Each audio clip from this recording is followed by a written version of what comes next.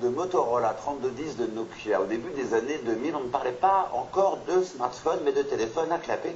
Eh bien, hier à la pointe, ces appareils sont devenus en moins de 10 ans vintage. Ils inspirent même certains constructeurs aujourd'hui et font la joie des collectionneurs. Reportage Jérôme Rigali, Charlotte Dardelin et Julie Calderon. Lilian Morer collectionne les anciens téléphones portables. Chez lui, il en a plus de 300 de toutes les marques.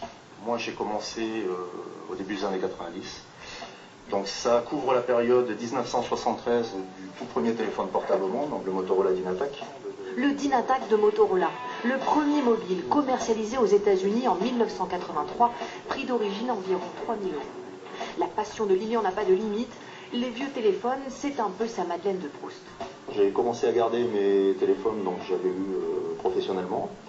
Et puis dans mon entourage, on m'en a donné quelques-uns. Et puis Internet aidant et facilitant, j'ai commencé à acheter quelques pièces pas très chères à l'époque. Car aujourd'hui, sur les nombreux sites internet de revente, les prix peuvent aller jusqu'à 700 € pour ce StarTAC Rainbow de Motorola. Ce Nokia 3310, lui, est plus abordable, 50 €. Et même les people s'y mettent. Rihanna et son téléphone à clapet, ou encore Anna Wintour et même Barack Obama. Mais alors pourquoi un tel engouement pour les vieux téléphones d'il y a 20 ans? L'intérêt de revenir au téléphone rétro, c'est tout simplement tout d'abord revenir à ses premiers amours. Mais c'est également des éléments qui nous ont convaincus par le passé. Alors ça peut être la solidité, ça peut être l'autonomie, ça peut être énormément d'éléments qui vont finalement nous parler au cœur. Les grandes marques se lancent elles aussi dans le vintage. Samsung sort son modèle à clapet, mais uniquement pour le marché asiatique dans un premier temps. LG propose lui aussi le même type de téléphone.